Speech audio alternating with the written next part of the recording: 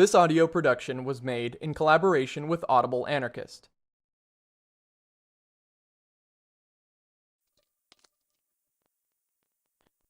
The Utopia of Rules, on Technology, Stupidity, and the Secret Joys of Bureaucracy. David Graeber. Introduction.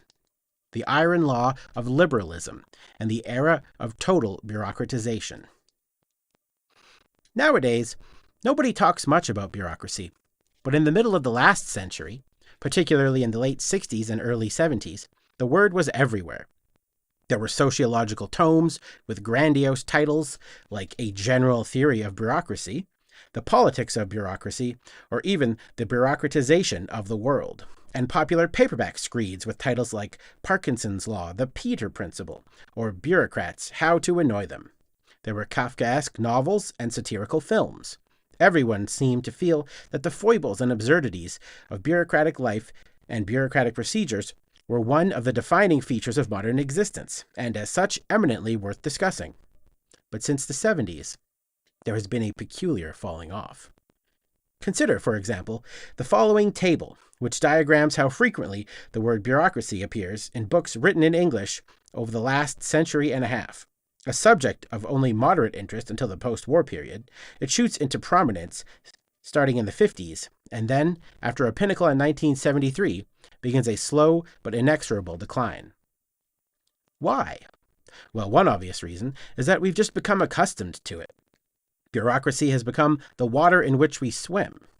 Now let's imagine another graph, one that simply documented the average number of hours per year a typical American or a Briton, or an inhabitant of Thailand, spent filling out forms or otherwise fulfilling purely bureaucratic obligations. Needless to say, the overwhelming majority of these obligations no longer involve actual physical paper. This graph would almost certainly show a line much like the one in the first graph, a slow climb until 1973. But here the two graphs would diverge. Rather than falling back, the line would continue to climb. If anything, it would do more so precipitously, tracking how, in the late 20th century, middle-class citizens spent ever more hours struggling with phone trees and web interfaces, while the less fortunate spent ever more hours of their day trying to jump through the increasingly elaborate hoops required to gain access to dwindling social services. I imagine such a graph would look something like this.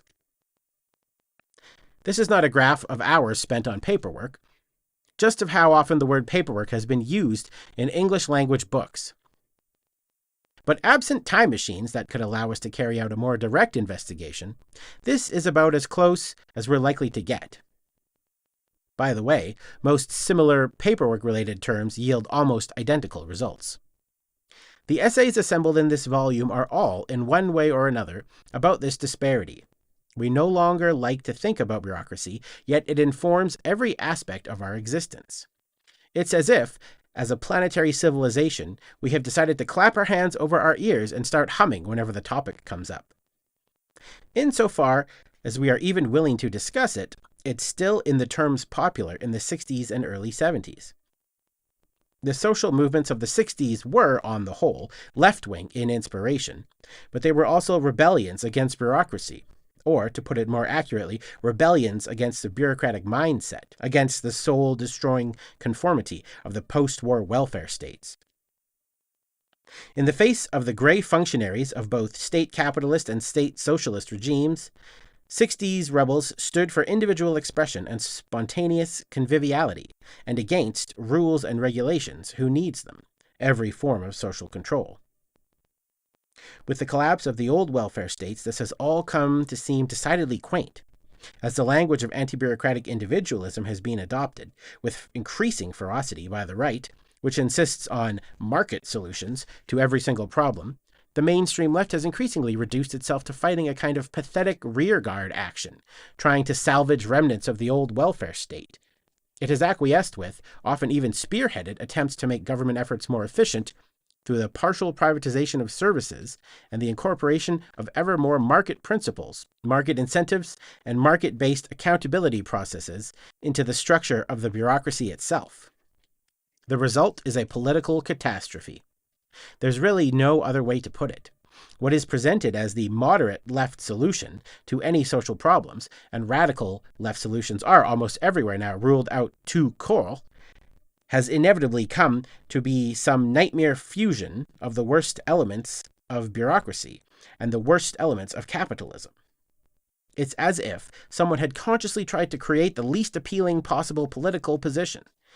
It is a testimony to the genuine lingering power of leftist ideals that anyone would even consider voting for a party that promoted this sort of thing.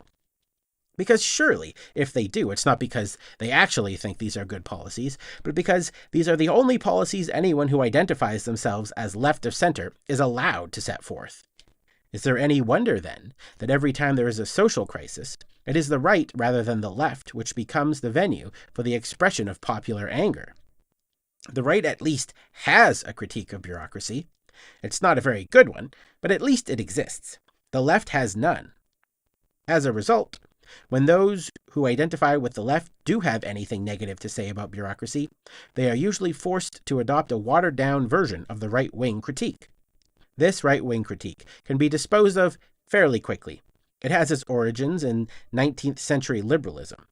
The story that emerged in middle-class circles in Europe in the wake of the French Revolution was that the civilized world was experiencing a gradual, uneven, but inevitable transformation away from the rule of warrior elites, with their authoritarian governments, their priestly dogmas, and their caste-like stratification, to one of liberty, equality, and enlightened commercial self-interest. The mercantile classes of the Middle Ages undermined the old feudal order like termites munching from below. Termites, yes, but the good kind. The pomp and splendor of the absolutist states that were being overthrown were, according to the liberal version of history, the last gasps of the old order, which would end up as states gave way to markets, religious faith to scientific understanding, and fixed orders and statuses of marquis and baronesses and the like to free contracts between individuals. The emergence of modern bureaucracies was always something of a problem for this story because it didn't really fit. In principle, all these stuffy functionaries in their offices with their elaborate chains of command should have been mere feudal holdovers, soon to go the way of the armies and officer corps that everyone was expecting to gradually become unnecessary as well. One need only flip open a Russian novel from the late 19th century. All the scions of the old aristocratic families, in fact, almost everyone in these books, had been transformed into either military officers or civil servants. No one of any notice seems to do anything else, and the military and civil hierarchies seemed to have nearly identical ranks, titles, and sensibilities. But there was an obvious problem. If bureaucrats were just holdovers, why was it that everywhere, not just in backwaters like Russia, but in booming industrial societies like England and Germany, every year seemed to bring more and more of them?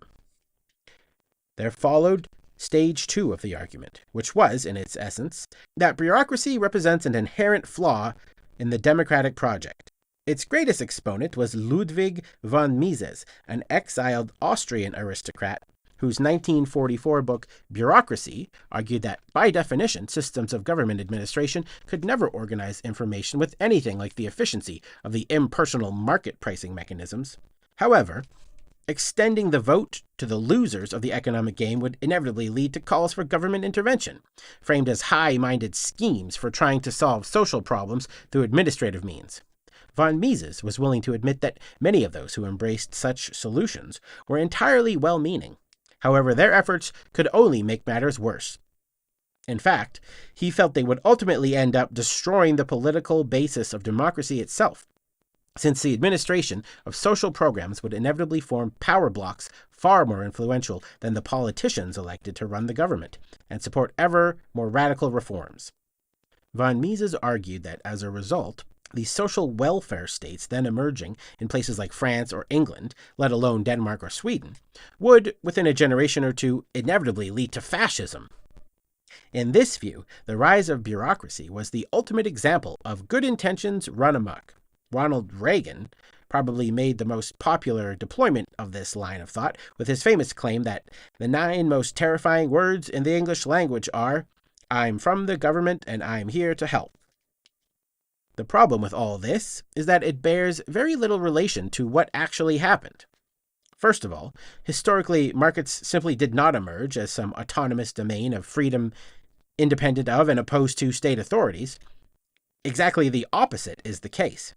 Historically, markets are generally either a side effect of government operations, especially military operations, or were directly created by government policy. This has been true since at least the invention of coinage, which was first created and promulgated as a means of provisioning soldiers. For most of Eurasian history, ordinary people used informal credit arrangements.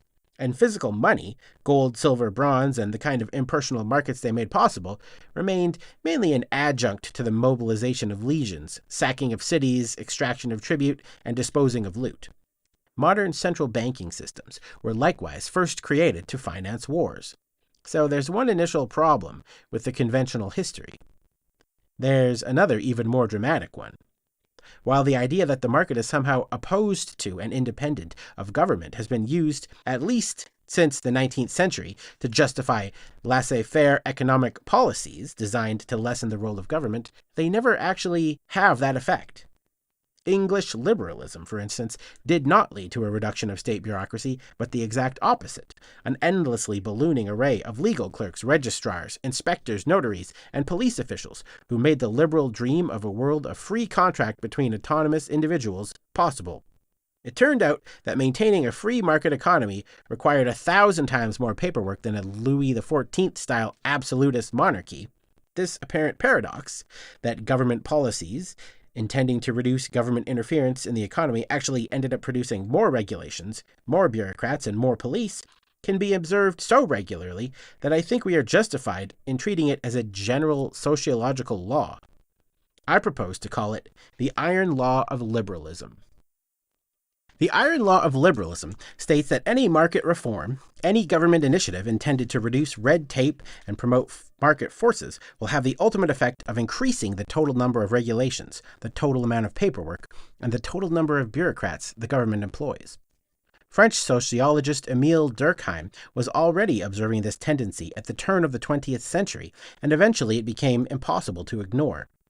By the middle of the century, even right-wing critics like von Mises were willing to admit, at least in their academic writing, that markets don't really regulate themselves and that an army of administrators was indeed required to keep any market system going.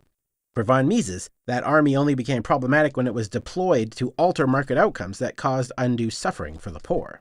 Still, right-wing populists soon realized that, whatever the realities, making a target of bureaucrats was almost always effective. Hence, in their public pronouncements, the condemnation of whatever U.S. Governor George Wallace in his 1968 campaign for president first labeled pointy-headed bureaucrats living off hard-working citizens' taxes was unrelenting. Wallace is actually a crucial figure here.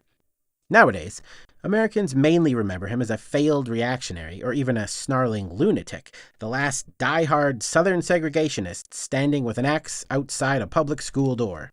But in terms of his broader legacy, he could just as well be represented as a kind of political genius.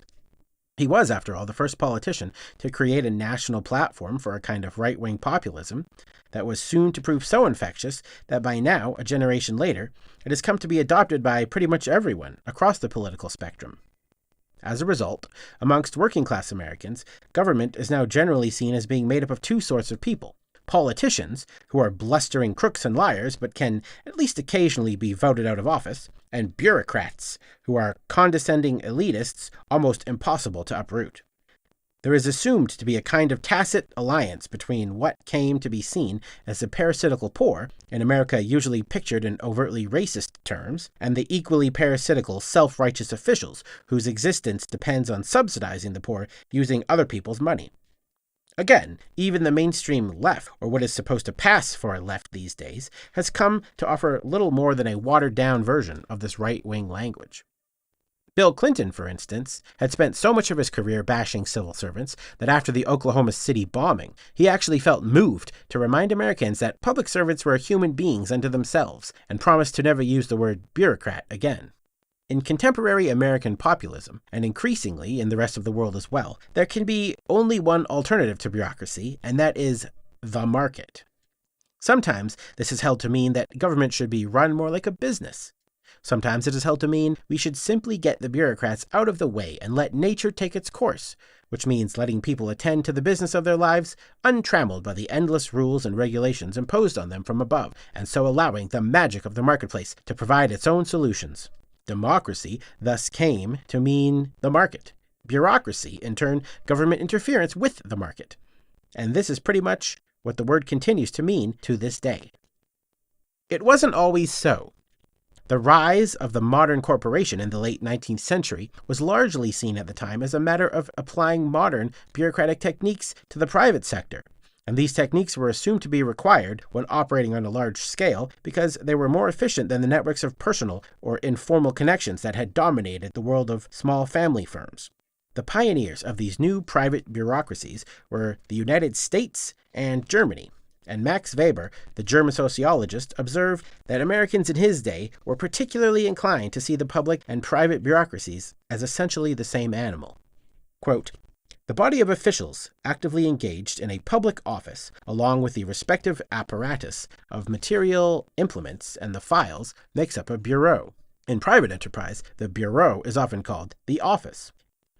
It is the peculiarity of the modern entrepreneur that he conducts himself as the first official of his corporation, in the very same way in which the ruler of a specifically modern bureaucratic state spoke of himself as the first servant of the state. The idea that the bureau activities of the state are intrinsically different in character from the management of private economic offices is a continental European notion, and, by way of contrast, it is totally foreign to the American way." End quote. In other words, around the turn of the century, rather than anyone complaining that government should be run more like a business, Americans simply assumed that governments and business, or big business at any rate, were run the same way. True, for much of the 19th century, the United States was largely an economy of fairly small family firms and high finance, much like Britain's at the time, but America's advent as a power on the world stage at the end of the century corresponded to the rise of a distinctly American form: corporate, bureaucratic capitalism. As Giovanni Arrighi pointed out, an analogous corporate model was emerging at the same time in Germany, and the two countries, the United States and Germany, ended up spending most of the first half of the next century battling over which would take over from the declining British Empire and establish its own version for a global economic and political order. We all know who won. Arrighi makes another interesting point here. Unlike the British Empire, which had taken its free market rhetoric seriously, eliminating its own protective tariffs with the famous Anti-Corn Law Bill of 1846, neither the German or American regimes had ever been especially interested in free trade. The Americans in particular were much more concerned with creating structures of internal administration. The very first thing the United States did, on officially taking over the reins from Great Britain after World War II, was to set up the world's first genuinely planetary bureaucratic institutions in the United Nations and the Bretton Woods institutions, the International Monetary Fund, World Bank, and GATT, later to become the WTO. The British Empire had never attempted anything like this. They either conquered other nations or traded with them. The Americans attempted to administer everything and everyone. British people, I've observed, are quite proud that they are not especially skilled at bureaucracy. Americans, in contrast, seem embarrassed by the fact that, on the whole, they're really quite good at it. It doesn't fit the American self-image. We're supposed to be self-reliant individualists. This is precisely why the right-wing populist demonization of bureaucrats is so effective. Yet the fact remains, the United States is, and for well over a century has been, a profoundly bureaucratic society. The reason it is so easy to overlook is because most American bureaucratic habits and sensibilities, from the clothing to the language to the design of forms and offices, emerged from the private sector. When novelists and sociologists described the organization man, or the man in the gray flannel suit, or the soullessly conformist U.S. equivalent to the Soviet apparatchik, they were not talking about functionaries in the Department of Landmarks and Preservation or the Social Security Administration. They were describing corporate middle management. True, by that time corporate bureaucrats were not actually being called bureaucrats, but they were still setting the standard for what administrative functionaries were supposed to be like.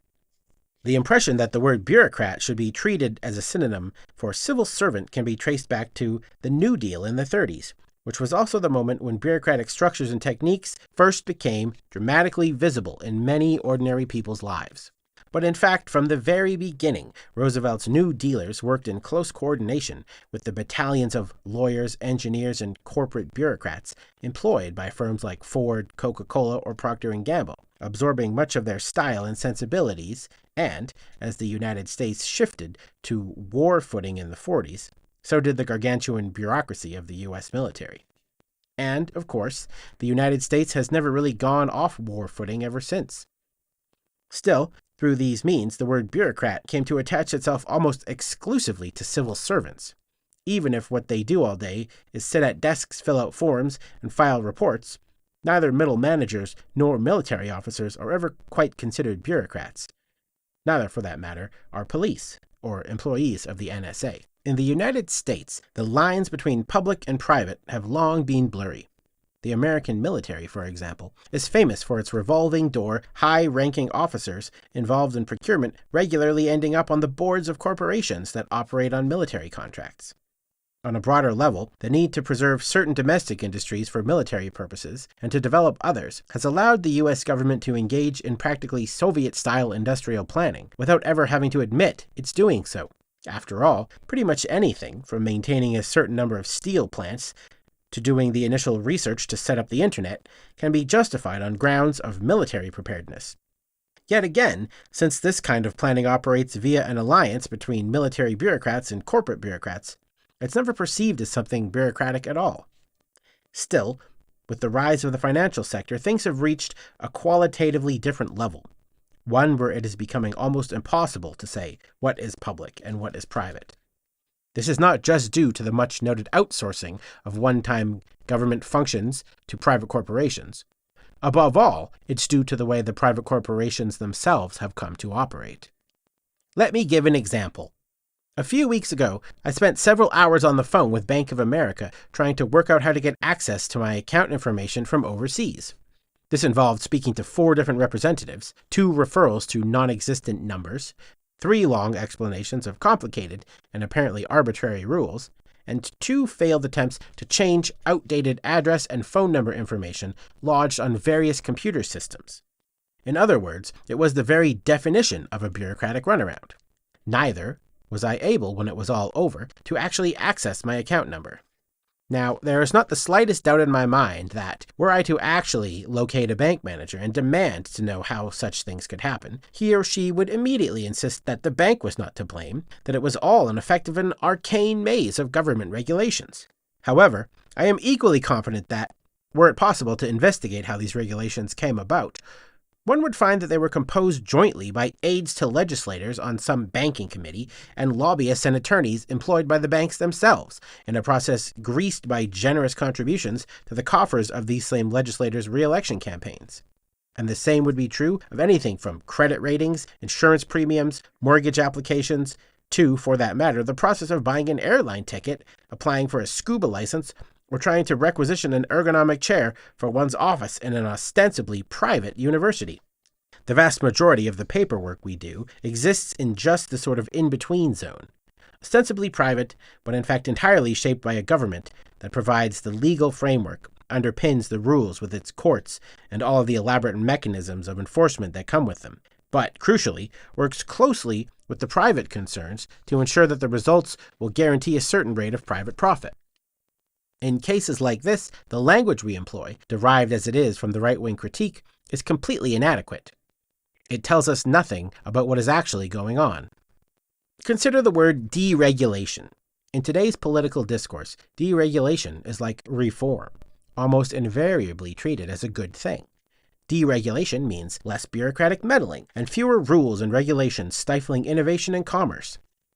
This usage puts those on the left-hand side of the political spectrum in an awkward position, since opposing deregulation, even pointing out that it was an orgy of this very deregulation that led to the banking crisis of 2008, seems to imply a desire for more rules and regulations, and therefore more gray men in suits standing in the way of freedom and innovation and generally telling people what to do. But this debate is based on false premises. Let's go back to banks. There's no such thing as an unregulated bank. Nor could there be. Banks are institutions to which the government has granted the power to create money, or to be slightly more technical about it, the right to issue IOUs that the government will recognize as legal tender and therefore accept in payment of taxes and to discharge other debts within its own national territory. Obviously, no government is about to grant anyone, least of all a profit-seeking firm, the power to create as much money as they like under any circumstances. That would be insane. The power to create money is one that, by definition, governments can only grant under carefully circumscribed, read regulated, conditions. And indeed, this is what we always find. Government regulates everything, from a bank's reserve requirements to its hours of operation, how much it can charge in interest, fees, and penalties, what sort of security precautions it can or must employ, how its records must be kept and reported, how and when it must inform its clients of their rights and responsibilities, and pretty much everything else. So what are people actually referring to when they talk about deregulation? In ordinary usage, the word seems to mean changing the regulatory structure in a way that I like. In practice, this can refer to almost anything. In the case of airlines or telecommunications in the 70s or 80s, it meant changing the system of regulation from one that encouraged a few large firms to one that fostered carefully supervised competition between mid-sized firms. In the case of banking, deregulation has usually meant exactly the opposite, moving away from a situation of managed competition between mid-sized firms to one where a handful of financial conglomerates are allowed to completely dominate the market. This is what makes the term so handy. Simply by labeling a new regulatory measure deregulation, you can frame it in the public mind as a way to reduce bureaucracy and set individual initiative free, even if the end result is a five-fold increase in the actual number of forms to be filled in, reports to be filed, rules and regulations for lawyers to interpret, and officious people in offices whose entire job seems to be to provide convoluted explanations for why you're not allowed to do things. This process, the gradual fusion of public and private power into a single entity rife with rules and regulations whose ultimate purpose is to extract wealth in the form of profits, does not yet have a name. That in itself is significant. These things can happen largely because we lack a way to talk about them. But one can see its effects in every aspect of our lives. It fills our days with paperwork. Application forms get longer and more elaborate. Ordinary documents like bills or tickets or memberships in sports or book clubs come to be buttressed by pages of legalistic fine print. I'm going to make up a name. I'm going to call this the age of total bureaucratization. I was tempted to call this the age of predatory bureaucratization, but it's really the all-encompassing nature of the beast I want to highlight here. It had its first stirrings, one might say, just at the point where public discussion of bureaucracy began to fall off in the late 70s, and it began to get seriously underway in the 80s, but it truly took off in the 90s. In an earlier book, I suggested that the fundamental historical break that ushered in our current economic regime occurred in 1971, the date that the US dollar went off the gold standard. This is what paved the way first for the financialization of capitalism, but ultimately for much more profound long-term changes that I suspect will ultimately spell the end of capitalism entirely. I still think that. But here we are speaking of much more short-term effects. What did financialization mean for the deeply bureaucratized society that was post-war America? I think what happened is best considered as a kind of shift in class allegiances on the part of the managerial staff of major corporations, from an uneasy de facto alliance with their own workers to one with investors. As John Kenneth Galbraith long ago pointed out, if you create an organization geared to produce perfumes, dairy products, or aircraft fuselages, those who make it up will, if left to their own devices, tend to concentrate their efforts on producing more and better perfumes, dairy products, or aircraft fuselages, rather than thinking primarily of what will make the most money for the shareholders. What's more, since for most of the 20th century a job in a large bureaucratic megafirm meant a lifetime promise of employment, everyone involved in the process, managers and workers alike, tended to see themselves as sharing a certain common interest in this regard, over and against meddling owners and investors. This kind of solidarity across class lines even had a name. It was called corporatism. One mustn't romanticize it. It was, among other things, the philosophical basis of fascism. Indeed, one could well argue that fascism simply took the idea that workers and managers had common interests, that organizations like corporations and communities formed organic wholes, and that financiers were an alien parasitical force, and drove them to their ultimate murderous extreme. Even in its more benign social democratic versions, in Europe or America, the attendant politics often came tinged with chauvinism, but they also ensured that the investor class was always seen as to some extent outsiders, against whom the white-collar and blue-collar workers could be considered, at least to some degree, to be united in a common front.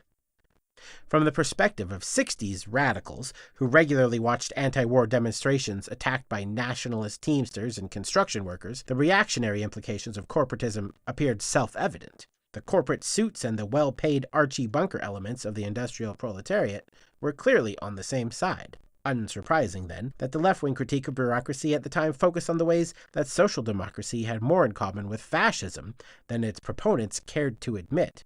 Unsurprising, too, that this critique seems utterly irrelevant today. What began to happen in the 70s and paved the way for what we see today was a kind of strategic pivot of the upper echelons of U.S. corporate bureaucracy away from the workers and towards shareholders, and eventually towards the financial structure as a whole. The mergers and acquisitions, corporate raiding, junk bonds, and asset stripping that began under Reagan and Thatcher and culminated in the rise of private equity firms were merely some of the more dramatic early mechanisms through which this shift of allegiance worked itself out. In fact, there was a double movement. Corporate management became more financialized, but at the same time, the financial sector became corporatized, with investment banks, hedge funds, and the like largely replacing individual investors.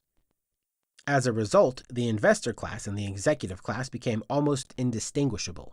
Think here of the term financial management, which came to refer simultaneously to how the highest ranks of the corporate bureaucracy ran their firms and how investors managed their portfolios.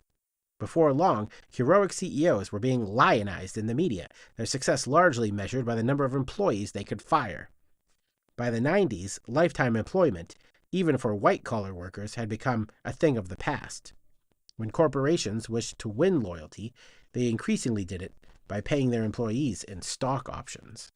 At the same time, the new credo was that everyone should look at the world through the eyes of an investor. That's why in the 80s, newspapers began firing their labor reporters, but ordinary TV news reports came to be accompanied by crawls at the bottom of the screen displaying the latest stock quotes. The common cant was that through participation in personal retirement funds and investment funds of one sort or another, everyone would come to own a piece of capitalism. In reality, the magic circle was only really widened to include the higher paid professionals and the corporate bureaucrats themselves. Still, that extension was extremely important. No political revolution can succeed without allies, and bringing along a certain portion of the middle class, and, even more crucially, convincing the bulk of the middle classes that they had some kind of stake in finance-driven capitalism, was critical.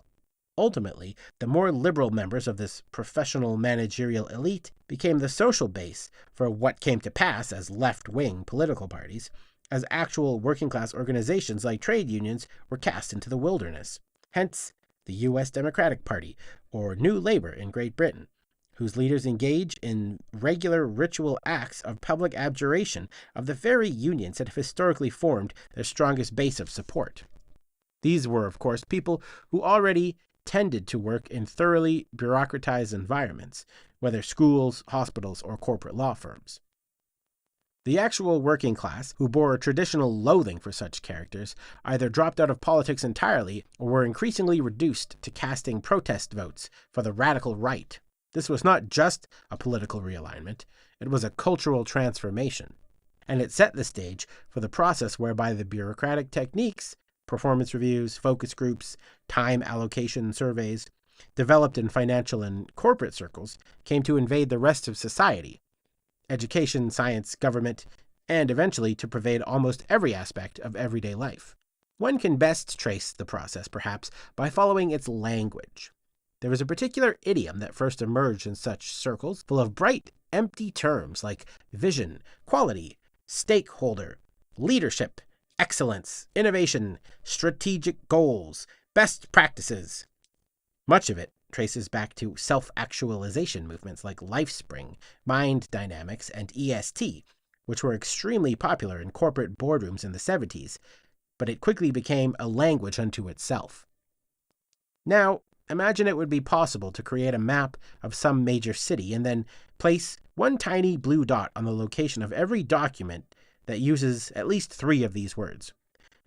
Then imagine that we could watch it change over time. We would be able to observe this new corporate bureaucratic culture spread like blue stains in a petri dish, starting in the financial districts, onto the boardrooms, then the government offices and universities, then finally engulfing any location where any number of people gather to discuss the allocation of resources of any kind at all. For all its celebration of markets and individual initiative, this alliance of government and finance often produces results that bear a striking resemblance to the worst excesses of bureaucratization in the former Soviet Union, or former colonial backwaters of the global South. There is a rich anthropological literature, for instance, on the cult of certificates, licenses, and diplomas in the former colonial world.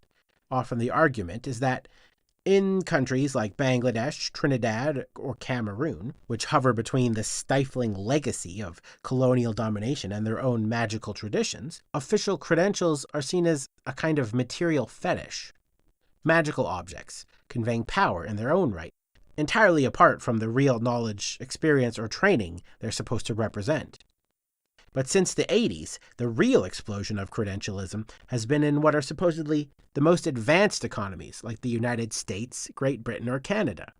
As one anthropologist, Sarah Kendzior, puts it, quote, "The United States has become the most rigidly credentialized society in the world," write James Engel and Anthony Dangerfield in their 2005 book, Saving Higher Education in the Age of Money. A BA is required for jobs that by no stretch of imagination need 2 years of full-time training, let alone 4. The promotion of college as a requirement for a middle-class life has resulted in the exclusion of the non-college educated from professions of public influence. In 1971, 58% of journalists had a college degree. Today, 92% do. And at many publications, a graduate degree in journalism is required, despite the fact that most renowned journalists have never studied journalism. Journalism is one of many fields of public influence, including politics, in which credentials function as de facto permission to speak, rendering those who lack them less likely to be employed and less able to afford to stay in their field. Ability is discounted without credentials, but the ability to purchase credentials rests, more often than not, on family wealth." End quote. One could repeat the story in field after field, from nurses to art teachers, physical therapists to foreign policy consultants. Almost every endeavor that used to be considered an art, best learned through doing, now requires formal professional training and a certificate of completion. And this seems to be happening equally in both the private and public sectors, since, as already noted, in matters bureaucratic, such distinctions are becoming effectively meaningless. While these measures are touted, as are all bureaucratic measures, as a way of creating fair, impersonal mechanisms in fields previously dominated by insider knowledge and social connections, the effect is often the opposite. As anyone who has been to graduate school knows, it's precisely the children of the professional managerial classes, those whose family resources make them the least in need of financial support, who best know how to navigate the world of paperwork that enables them to get said support. For everyone else, the main result of 1 year's professional training is to ensure that one is saddled with such an enormous burden of student debt that a substantial chunk of any subsequent income one will get from pursuing that profession will henceforth be siphoned off each month by the financial sector. In some cases, these new training requirements can only be described as outright scams, as when lenders and those prepared to set up the training programs jointly lobby the government to insist that, say, all pharmacists be henceforth required to pass some additional qualifying examination, forcing thousands already practicing the profession into night school, which these pharmacists know many will only be able to afford with the help of high-interest student loans. By doing this, lenders are in effect legislating themselves a cut of most pharmacists' subsequent incomes. The latter might seem an extreme case, but in its own way, it's paradigmatic of the fusion of public and private power under the new financial regime. Increasingly, corporate profits in America are not derived from commerce or industry at all, but from finance, which means, ultimately, from other people's debts.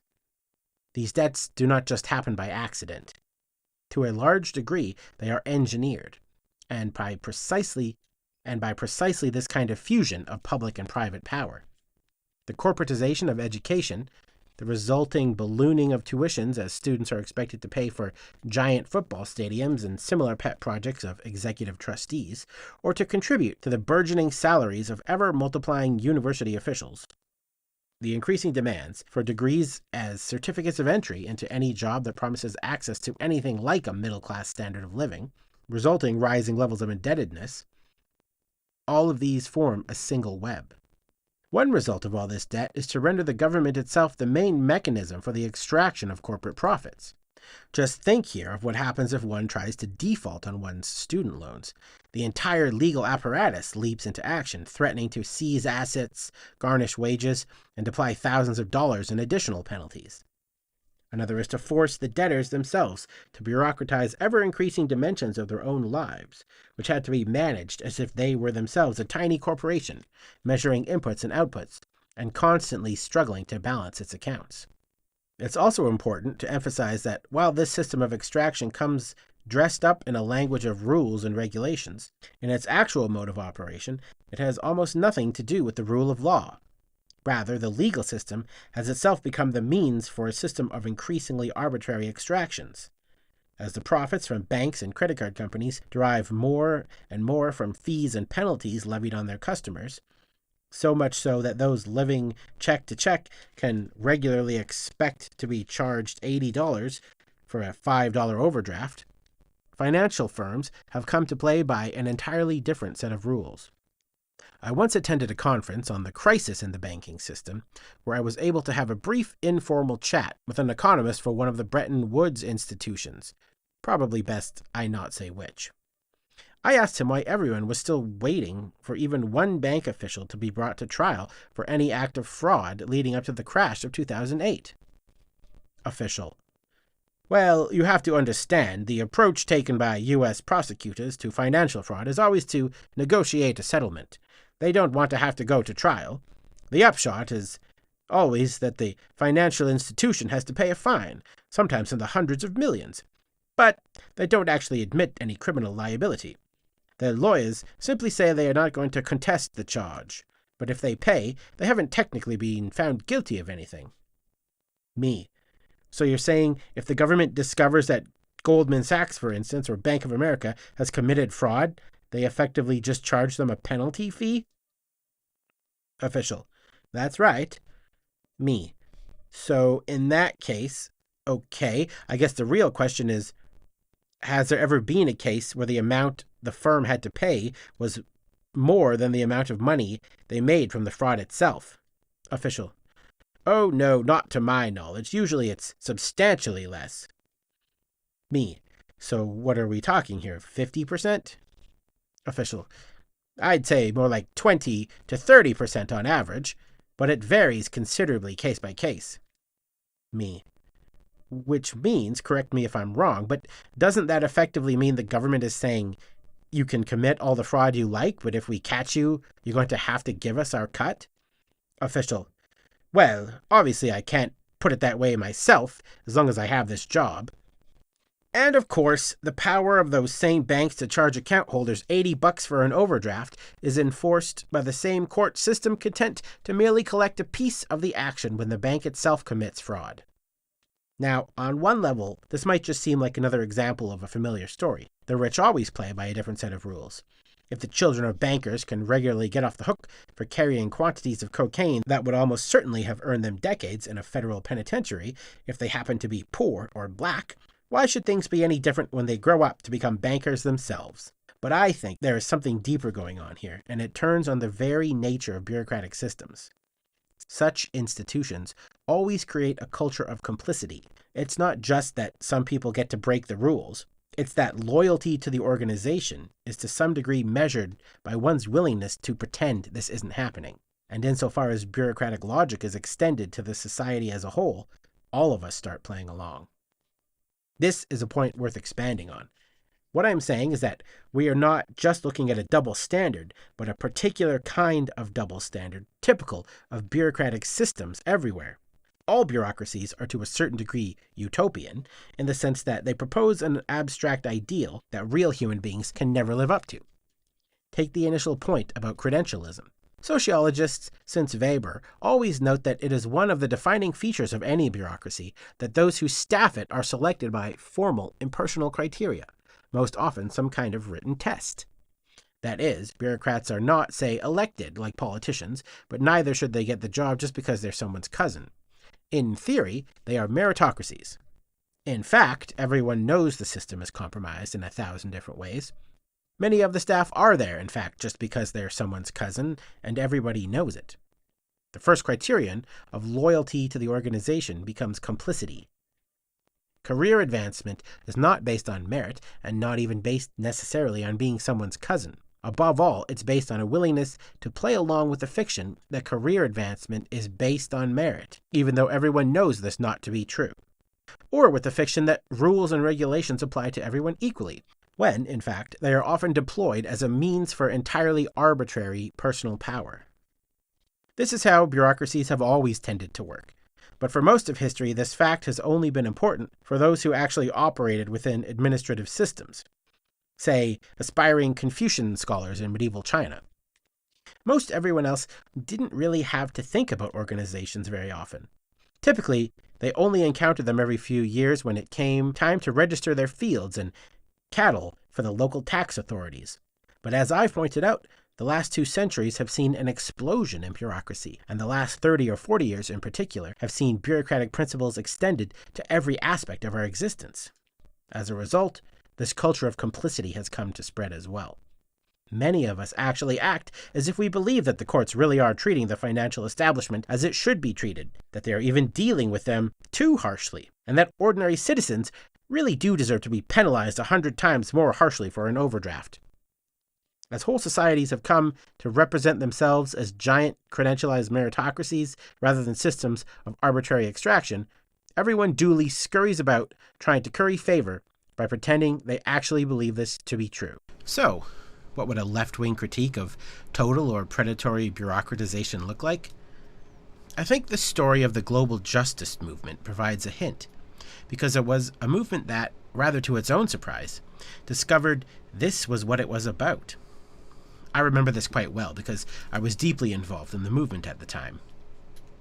Back in the 1990s, globalization, as touted by journalists like Thomas Friedman, but really by the entire journalistic establishment in the United States, and most of it in other wealthy countries, was portrayed as an almost natural force. Technological advances, particularly the internet, were knitting the world together as never before. Increased communication was leading to increased trade, and national borders were rapidly becoming irrelevant as free trade treaties united the globe into a single world market. In political debates of the time, in the mainstream media, all of this was discussed as such a self-evident reality that anyone who objected to the process could be treated as if they were objecting to the basic laws of nature. They were flat earthers, buffoons, the left-wing equivalents of biblical fundamentalists, who thought evolution was a hoax.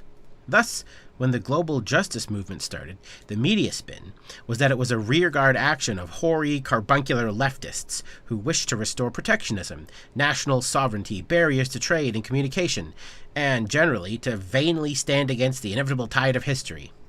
The problem with this was that it was obviously untrue. Most immediately, there was the fact that the protesters' average age, especially in the wealthier countries, seemed to be about 19. More seriously, there was the fact that the movement was a form of globalization in itself, a kaleidoscopic alliance of people from every corner of the world, including organizations ranging from Indian farmers' associations to the Canadian Postal Workers' Union to indigenous groups in Panama to anarchist collectives in Detroit. What's more, its exponents endlessly insisted that despite protestations to the contrary, what the media was calling globalization had almost nothing to do with the effacement of borders and the free movement of people, products, and ideas. It was really about trapping increasingly large parts of the world's population behind highly militarized national borders, within which social protections could be systematically withdrawn, creating a pool of laborers so desperate that they would be willing to work for almost nothing. Against it, they proposed a genuinely borderless world. Obviously, these ideas' exponents did not get to say any of this on TV or major newspapers, at least not in countries like America, whose media is strictly policed by its own internal corporate bureaucrats. Such arguments were effectively taboo. But we discovered that there was something we could do that worked almost as well.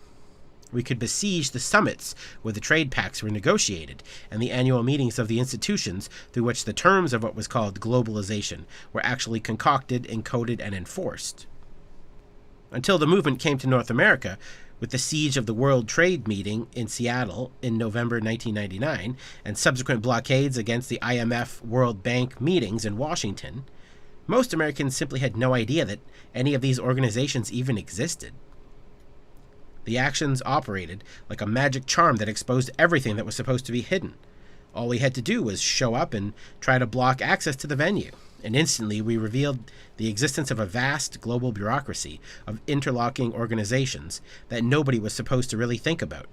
And of course, at the same time, we would magically whisk into existence thousands of heavily armed riot police ready to reveal just what those bureaucrats were willing to unleash against anyone, no matter how non-violent, who tried to stand in their way. It was a surprisingly effective strategy. Within a matter of 2 or 3 years, we had sunk pretty much every proposed new global trade pact, and institutions like the IMF had been effectively expelled from Asia, Latin America, and indeed most of the world's surface. The imagery worked because it showed everything people had been told about globalization to be a lie. This was not some natural process of peaceful trade made possible by new technologies. What was being talked about in terms of free trade and the free market really entailed the self-conscious completion of the world's first effective planetary-scale administrative bureaucratic system. The foundations for the system had been laid in the 1940s, but it was only with the waning of the Cold War that they became truly effective. In the process, they came to be made up, like most other bureaucratic systems, being created on a smaller scale at the same time, of such a thorough entanglement of public and private elements that it was often quite impossible to pull them apart, even conceptually. Let us think about it in this way. At the top were the trade bureaucracies like the IMF, World Bank, WTO, and the G8s, along with treaty organizations like NAFTA or the EU. These actually developed the economic and even social policies, followed by supposedly democratic governments in the global south. Just below were the large global financial firms like Goldman Sachs, Lehman Brothers, American Insurance Group, or for that matter, institutions like Standard & Poor's. Below that came the transnational megacorporations. Much of what was being called international trade, in fact, consisted merely of the transfer of materials back and forth between different branches of the same corporation. Finally, one has to include the NGOs, which in many parts of the world come to provide many of the social services previously provided by government, with the result that urban planning in a city in Nepal or health policy in a town in Nigeria might well have been developed in offices in Zurich or Chicago. At the time, we didn't talk about things in quite these terms, that free trade and the free market actually meant the creation of global administrative structures mainly aimed at ensuring the extraction of profits for investors, that globalization really meant bureaucratization. We often came close, but we rarely quite out and said it. In retrospect, I think this is exactly what we should have emphasized. Even the emphasis on inventing new forms of democratic processes that was at the core of the movement, the assemblies, the spokes councils, and so on, was more than anything else a way to show that people could indeed get on with one another, and even make important decisions and carry out complex collective projects without anyone ever having to fill out a form, appeal a judgment, or threaten to phone security or the police. The global justice movement was, in its own way, the first major leftist anti-bureaucratic movement in the era of total bureaucratization. As such, I think it offers important lessons for anyone trying to develop a similar critique. Let me end by outlining 3 of them. 1. Do not underestimate the importance of sheer physical violence. The armies of highly militarized police that appeared to attack the summit protesters were not some sort of weird side effect of globalization. Whenever someone starts talking about the free market, it's a good idea to look around for the man with the gun. He's never far away. Free market liberalism of the 19th century corresponded with the invention of the modern police and private detective agencies, and gradually with the notion that those police had at least ultimate jurisdiction over virtually every aspect of urban life, from the regulation of street peddlers to noise levels at private parties, or even to the resolution of bitter fights with crazy uncles or college roommates. We are now so used to the idea that we at least could call the police to resolve virtually any difficult circumstance that many of us find it difficult to even imagine what people would have done before this was possible. Because, in fact, for the vast majority of people throughout history, even those who lived in large cities, there were simply no authorities to call in such circumstances, or at least no impersonal bureaucratic ones who were, like the modern police, empowered to impose arbitrary resolutions backed by the threat of force. Here, I think it is possible to add a kind of corollary to the iron law of liberalism. History reveals that political policies that favor the market have always meant even more people in offices to administer things, but it also reveals that they also mean an increase of the range and density of social relations that are ultimately regulated by the threat of violence. This obviously flies in the face of everything we've been taught to believe about the market, but if you observe what actually happens, it's clearly true. In a sense, even calling this a corollary is deceptive, because we're really just talking about two different ways of talking about the same thing. The bureaucratization of daily life means the imposition of impersonal rules and regulations. Impersonal rules and regulations, in turn, can only operate if they are backed up by the threat of force. And indeed, in this most recent phase of total bureaucratization, we've seen security cameras, police scooters, issuers of temporary ID cards, and men and women in a variety of uniforms acting in either public or private capacities, trained in tactics of menacing, intimidating, and ultimately deploying physical violence, appear just about everywhere. Even in places such as playgrounds, primary schools, college campuses, hospitals, libraries, parks, or beach resorts where 50 years ago their presence would have been considered scandalous or simply weird. All this takes place as social theorists continue to insist that the direct appeal to force plays less and less of a factor in maintaining structures of social control. The more reports one reads, in fact, of university students being tasered for unauthorized library use, or English professors being jailed and charged with felonies after being caught jaywalking on campus, the louder the defiant insistence that the kinds of subtle symbolic power analyzed by English professors are what's really important. It begins to sound more and more like a desperate refusal to accept that the workings of power could really be so crude and simplistic as to what daily evidence proves them to be. In my own native New York, I have observed the endless multiplication of bank branches. When I was growing up, most bank offices were large freestanding buildings, usually designed to look like Greek or Roman temples. Over the last 30 years, storefront branches of the same 3 or 4 megabanks have opened, it seems, on every third block in the more prosperous parts of Manhattan. In the greater New York area, there are now literally thousands of them, each one having replaced some earlier shop that once provided material goods and services of one sort or another.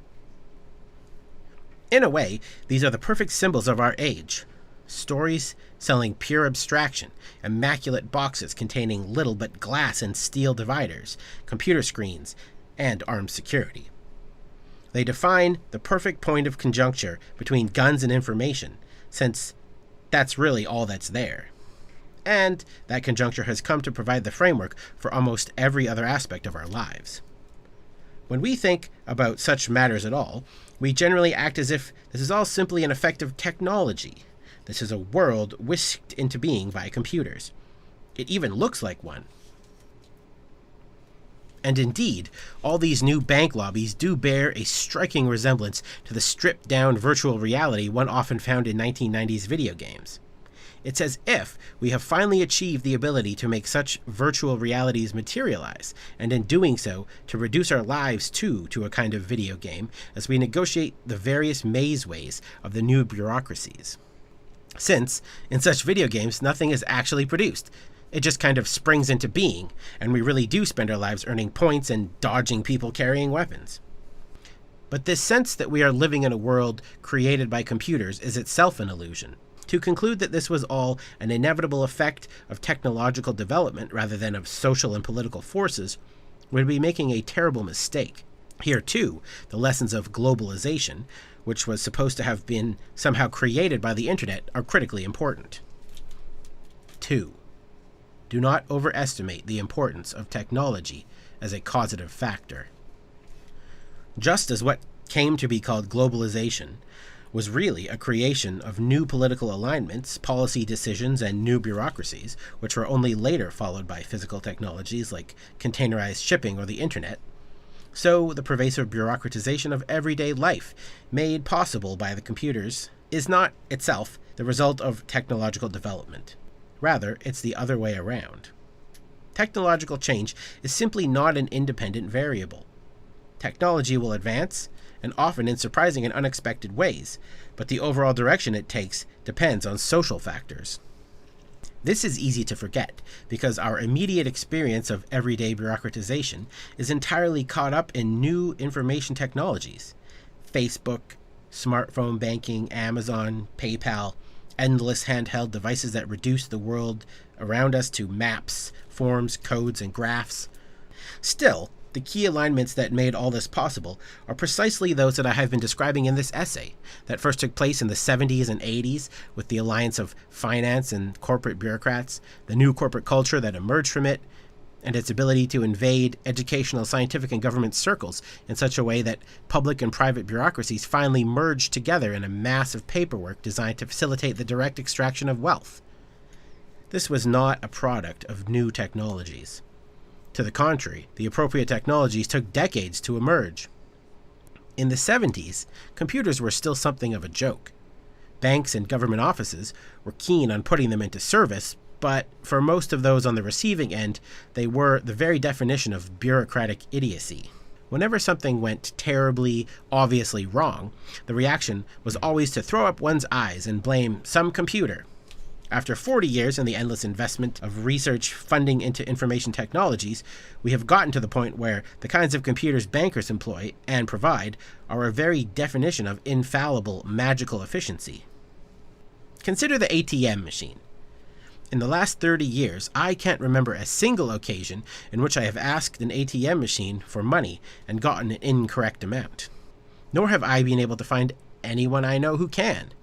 This is so true that in the wake of the 2000 U.S. presidential elections, when the public was being regaled with statistics on the 2.8% degree of error expected from this type of voting machine, or the 1.5% expected from that, some had the temerity to point out that in a country that defines itself as the world's greatest democracy, where elections are our very sacrament, we seem to just accept that voting machines will regularly miscount the vote, while every day hundreds of millions of ATM transactions take place with an overall 0% rate of error. What does this say about what really matters to Americans as a nation? Financial technology, then, has gone from a running gag to something so reliable that it can form the assumed backbone of our social reality. You never have to think about whether the cash machine will dispense the correct amount of cash. If it's working at all, it will not make a mistake.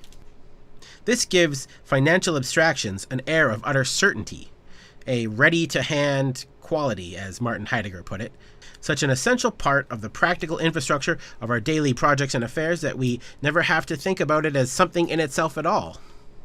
Meanwhile, physical infrastructure like roads, escalators, bridges, and underground railways crumble around us, and the landscape surrounding major cities is peppered with the futuristic visions of past generations now lying smelly, dirty, or abandoned. None of this just happened.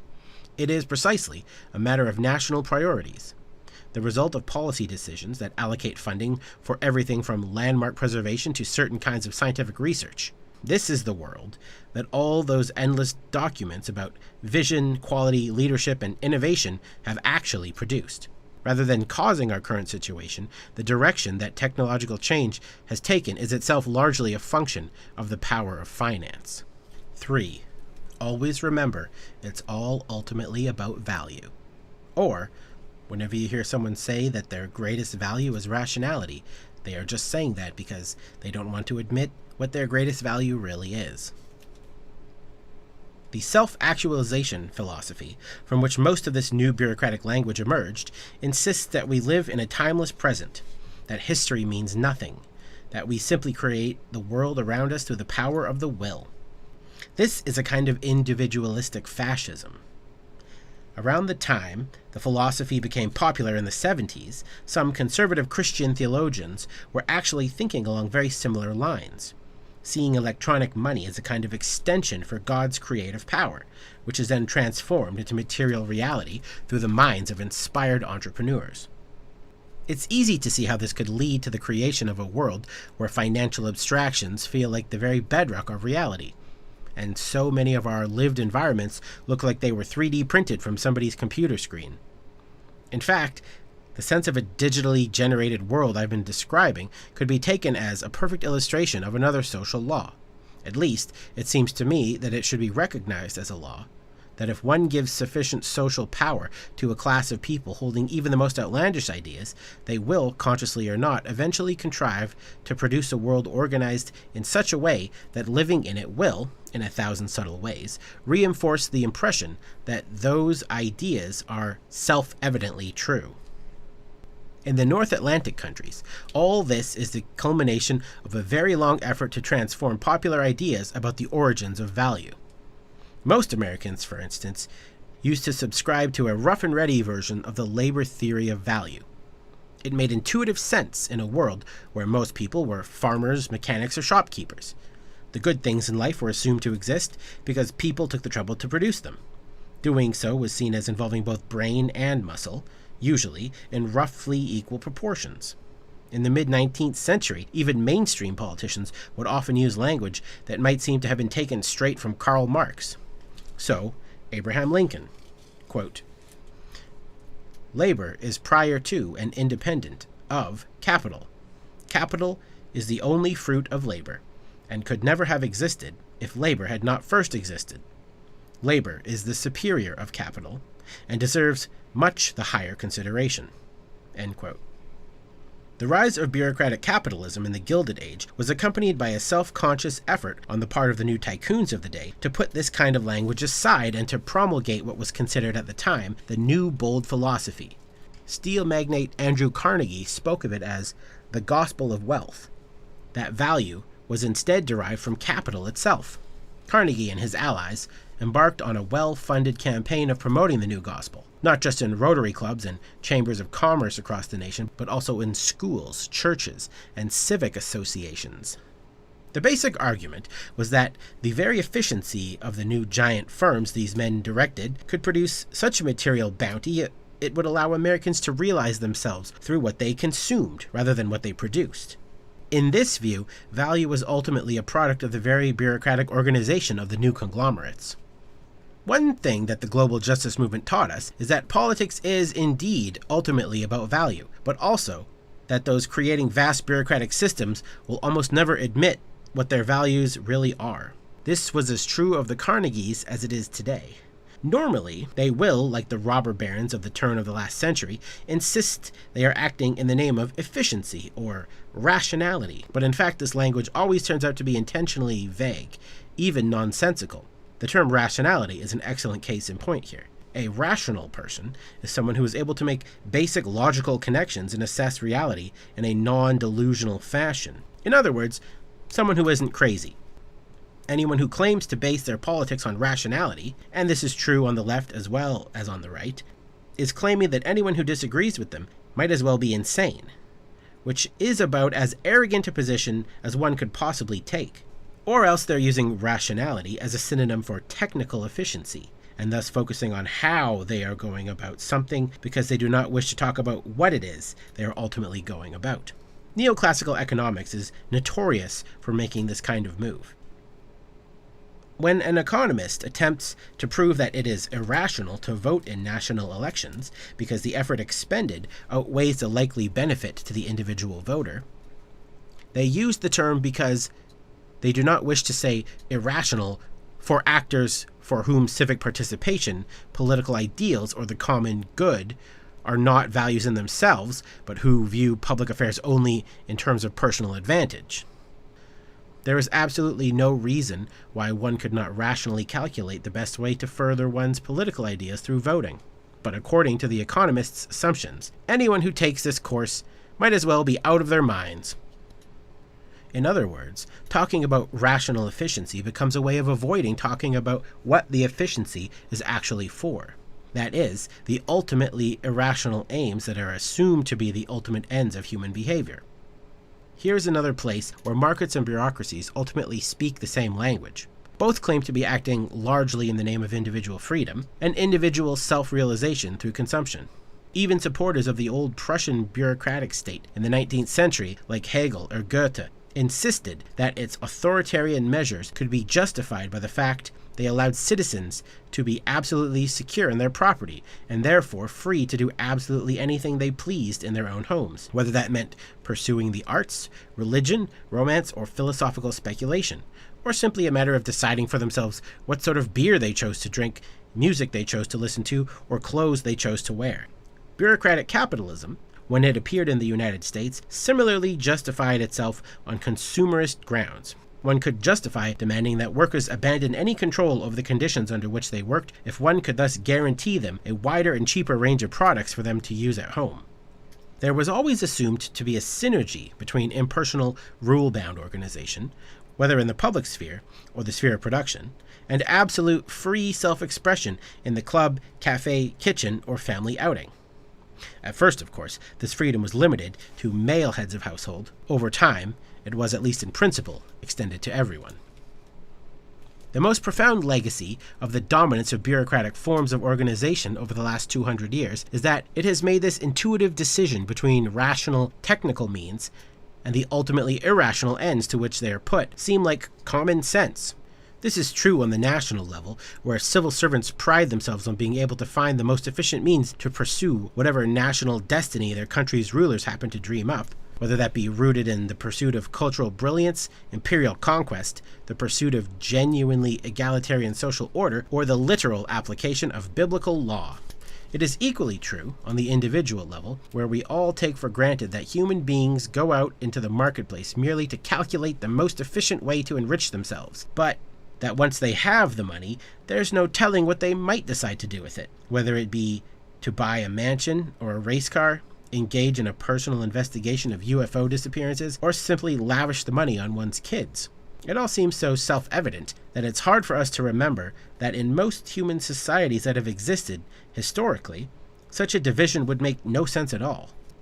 In most times and places, the way one goes about doing something is assumed to be the ultimate expression of who one is. But it also seems as if the moment one divides the world into two spheres in this way, into the domain of sheer technical competence and a separate domain of ultimate values, each sphere will inevitably begin trying to invade the other. Some will declare that rationality or even efficiency are themselves values, that they are even ultimate values, and that we should somehow create a rational society, whatever that means. Others will insist that life should become art, or else religion. But all such movements are premised on the very division they profess to overcome.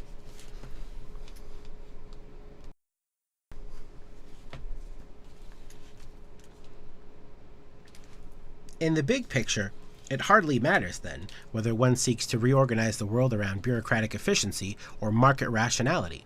All the fundamental assumptions remain the same. This helps explain why it's so easy to move back and forth between them, as with those ex-Soviet officials who so cheerfully switched hats from endorsing total state control of the economy to total marketization, and in the process, true to the iron law, managed to increase the total number of bureaucrats employed in their country dramatically. Or how the two can fuse into an almost seamless whole, as in the current era of total bureaucratization. For anyone who has ever been a refugee, or for that matter, had to fill out the 40-page application required to get one's daughter considered for admission by a London music school, the idea that bureaucracy has anything to do with rationality, let alone efficiency, might seem odd. But this is the way it looks from the top. In fact, from inside the system, the algorithms and mathematical formulae by which the world comes to be assessed become ultimately not just measures of value, but the source of value itself. Much of what bureaucrats do, after all, is evaluate things. They are continually assessing, auditing, measuring, weighing the relative merits of different plans, proposals, applications, courses of action, or candidates for promotion. Market reforms only reinforce this tendency.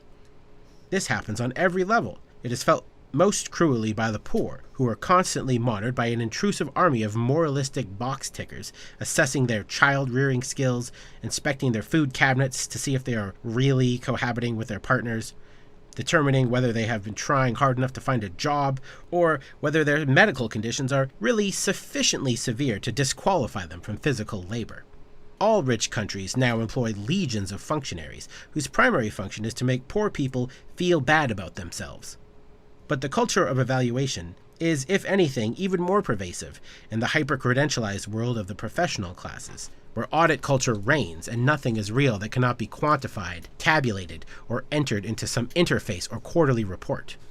Not only is this world ultimately a product of financialization, it's really just a continuation of it. Since what is the world of securitized derivatives, collateralized debt obligations, and other such exotic financial instruments but the apotheosis of the principle that value is ultimately a product of paperwork, and the very apex of a mountain of assessment forms, which begins with the irritating caseworker determining whether you are really poor enough to merit a fee waiver for your children's medicine, and ends with men in suits engaged in high-speed trading of bets over how long it will take you to default on your mortgage. A critique of bureaucracy fit for the times would have to show how all these threads, financialization, violence, technology, and the fusion of private and public, knit together into a single self-sustaining web. The process of financialization has meant that an ever-increasing proportion of corporate profits come in the form of rent extraction of one sort or another. Since this is ultimately little more than legalized extortion, it is accompanied by ever-increasing accumulation of rules and regulations, and ever more sophisticated and omnipresent threats of physical force to enforce them. Indeed, they become so omnipresent that we no longer realize we're being threatened, since we cannot imagine what it would be like not to be. At the same time, some of the profits from rent extraction are recycled to select portions of the professional classes or to create new cadres of paper-pushing corporate bureaucrats. This helps a phenomenon I have written about elsewhere: the continual growth in recent decades of apparently meaningless make-work bullshit jobs. Strategic vision coordinators, human resources consultants, legal analysts, and the like, despite the fact that even those who hold such positions are half the time secretly convinced they contribute nothing to the enterprise. In the end, this is just an extension of the basic logic of class realignment that began in the 70s and 80s as corporate bureaucracies became extensions of the financial system. Every now and then, you chance on a particular example that brings everything together. In September 2013, I visited a tea factory outside Marseille that was currently being occupied by its workers. There had been a standoff with local police for over a year. What had brought things to such a pass? A middle-aged factory worker who took me on a tour of the plant explained that while ostensibly the issue was a decision to move the plant to Poland to take advantage of cheaper labor, the ultimate issue had to do with the allocation of profits. The oldest and most experienced of the 100-odd workers there had spent years tinkering with and improving the efficiency of the giant machines used to package tea bags. Output had increased, and with them, profits. Yet what did the owners do with the extra money? Did they give the workers a raise to reward them for increased productivity? In the old Keynesian days of the 50s and 60s, they almost certainly would have. No longer. Did they hire more workers and expand production? No again. All they did was hire middle managers. For years, he explained, there had only been two executives in the factory, the boss and a human resources officer. As profits rose, more and more men in suits appeared, until there were almost a dozen of them. The suits all had elaborate titles, but there was almost nothing for them to do, so they spent a lot of time walking the catwalks, staring at the workers, setting up metrics to measure and evaluate them, writing plans and reports. Eventually, they hit on the idea of moving the entire operation overseas.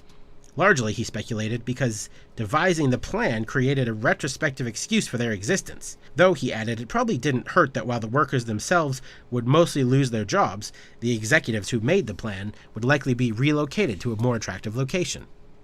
Before long, the workers had seized the building, and the perimeter was swarming with riot cops. A left critique of bureaucracy, therefore, is sorely lacking. This book is not precisely an outline for such a critique. Neither is it in any sense an attempt to develop a general theory of bureaucracy, a history of bureaucracy, or even the current age of total bureaucracy. It is a collection of essays, each of which points at some directions a left-wing critique of bureaucracy might take. The first focuses on violence, the second on technology, the third on rationality and value. The chapters do not form a single argument. Perhaps they could be said to circle around one, but mainly they are an attempt to begin a conversation, one long overdue. We are all faced with a problem. Bureaucratic practices, habits, and sensibilities engulf us. Our lives have come to be organized around the filling out of forms. Yet the language we have to talk about these things is not just woefully inadequate, it might as well have been designed to make the problem worse. We need to find a way to talk about what it is we actually object to in this process, to speak honestly about the violence it entails, but at the same time to understand what is appealing about it, what sustains it, what elements carry within them some potential for redemption in a truly free society, which are best considered the inevitable price to pay for living in any complex society, which can and should be eliminated entirely. If this book plays even a modest role in sparking such a conversation, it will have made a genuine contribution to contemporary political life.